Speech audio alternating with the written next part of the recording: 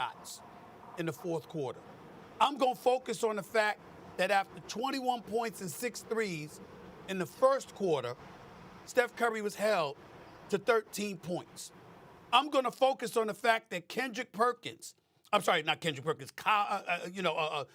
Thompson had a relatively pedestrian game, and Jordan Poole was completely, utterly rattled. Everybody was up in his mug. It was Smart. It was Pritchard. It was Brown. Whoever it was, Jordan Poole could not do anything.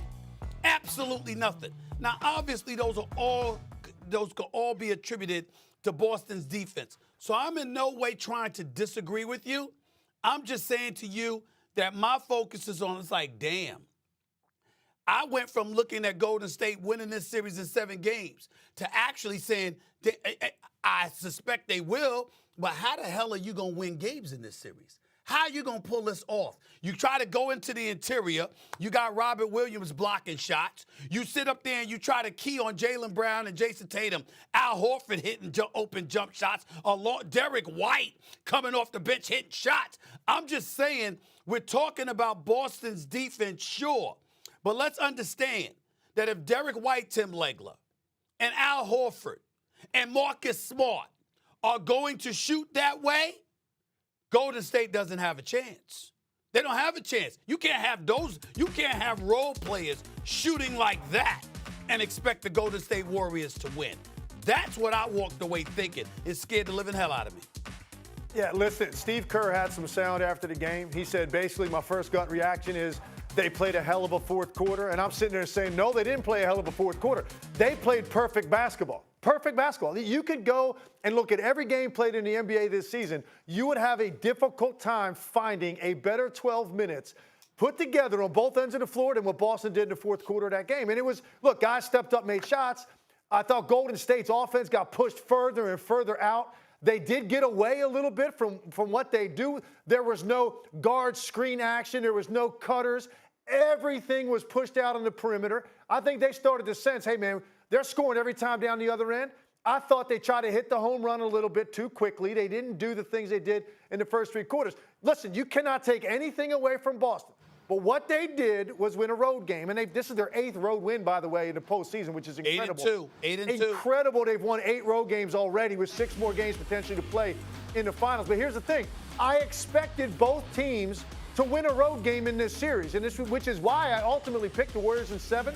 I think they're both going to win road games. And it just so happens Boston did it in game 1, and they turned it around in such a dramatic way, guys. I was sitting with my mouth open in the fourth quarter going, what exactly in the hell am I watching right now that this game turned that dramatically after Golden State completely established control in the third quarter? So a lot of things that Golden State can clean up. It's going to be a tough film session. If I'm Steve Kerr, I'm only watching the fourth quarter.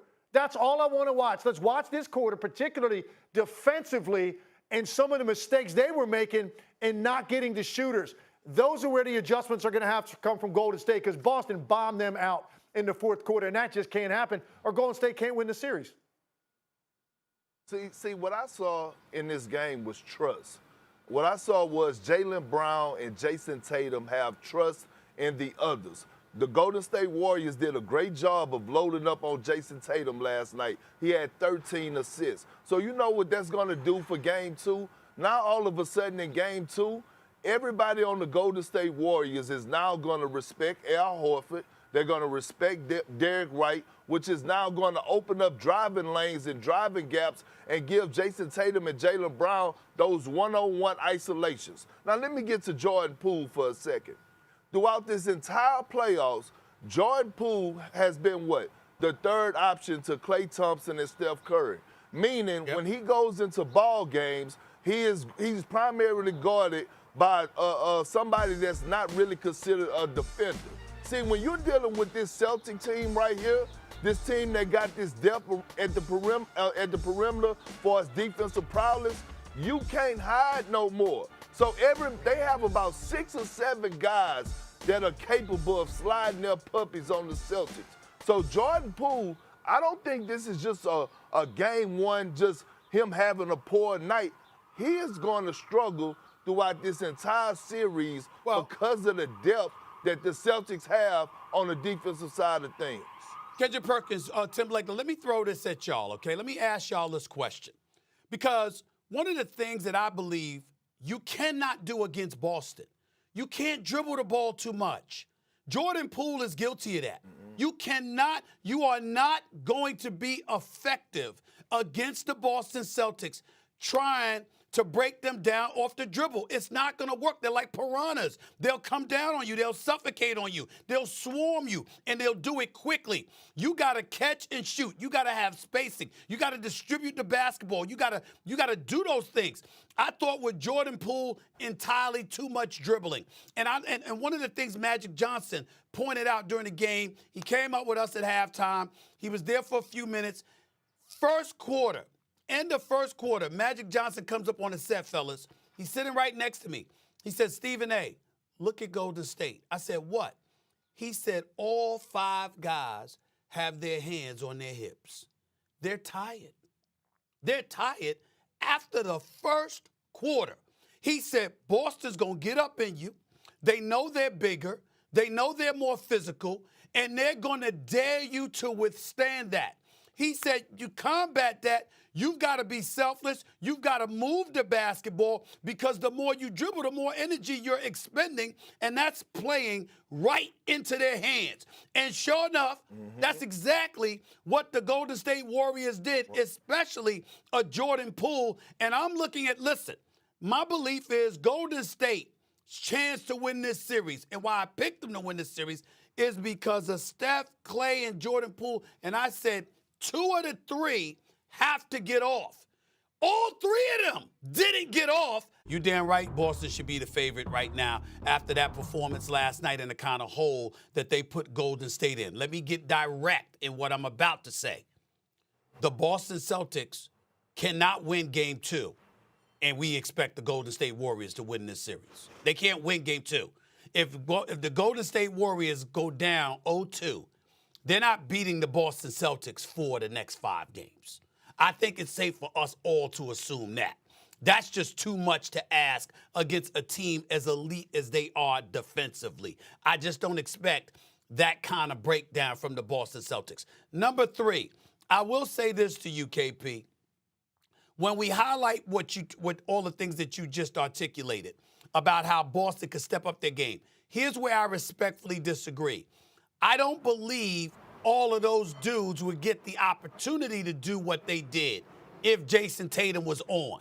I think there's an exchange that took place. Because Jason Tatum wasn't on, he became a distributor, which is why he had the 13 assists. Those dudes were making shots. Remember, he took 17 shots. Jason Tatum's good for 25 shots when he's rolling, as he should be, because he's the superstar for that team. So it's not that I'm not saying that those guys wouldn't be effective. I'm simply saying if Jason Tatum is making shots, he's passing the ball less. There's less opportunities for them to do what they did. It's just that it would be him doing it instead of them. If it's not him, it's them. If it's not them, it's him. But Jaylen Brown has shown up as well, and they got 2 stars that you got to contend with. It's just that simple. In the end, your last point about Draymond Green, we got to bring this up about Draymond Green. All-world defensive player, orchestrator, your point forward, distributor of the basketball savant. Could you imagine how lethal the Golden State Warriors would be if Draymond Green was a reliable perimeter shooter? Think about that, because you couldn't leave him open. And then that would open the floodgates. Well, yeah, years ago, he would have been the MVP of the finals that they lost to Cleveland the way he played in that Game 7. Remember that? He got ejected. I'm sorry, he got suspended for Game 5. Came back in Game 6, they lost to Cleveland. Game 7, he played lights out, was absolutely spectacular. And I believe in Dre that when you put the pressure on him and you point to him and you say it's you, if you don't do this, they gonna lose. I think that he'll make sure he does his job. But he has to, because Boston is daring him to do so. I also think Gary Payton Jr., what the hell you got him activated for the game and not play him? The big boy that they got coming off the bench. I always forget how to pronounce his name. But, this brother here can hit some points. He can hit some threes. You need size, but you need an offensive threat that's playing your 4, your 5, because Boston's going to key on the guards. If you Steve Kerr, you got to take these kind of chances. And also you got to play a defender like Kuminga because his athleticism and his length might help you on the defensive end of the floor as well. I think that there's a lot that Steve Kerr could do, but they got to do it, man, because Boston is no joke.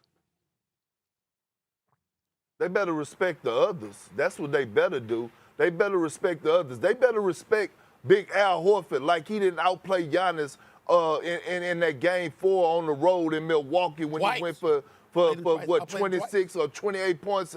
Yeah, in the fourth quarter. See, here's the thing. The thing that I recognize about Jason Tatum, I believe it was game 4 of the Eastern Conference Finals. I believe he had about 25 points, 11 rebounds, and 9 assists. He shot the ball 21 times in that game. See, Jason Tatum, Stephen A. and Legs, he's growing right before our very eyes. See, just because they call your play doesn't mean it's your shot. And he's starting to get that. He's starting to make guys around him better. The great Kevin Garnett used to tell me, hey, man, when you see a franchise guy, watch him and see if he's able to get his 20 or 30 and get people around him 10 to 15 points. That's what we're seeing out of Jason Tatum. This is why we see this team being so lethal. Let's not act like we didn't see Grant Williams in a crucial game 7 light it up against the Milwaukee Bucks at the crib. Listen, I'm telling y'all, man, this Boston Celtics team is real. Coach Ime Udoka holds these guys accountable. He has put together a hell of a game plan. He has his rotations down. He rolled with his bench in that fourth quarter last night. Peyton Pritchard played 8 minutes in the fourth quarter. You talk about trust. Game 1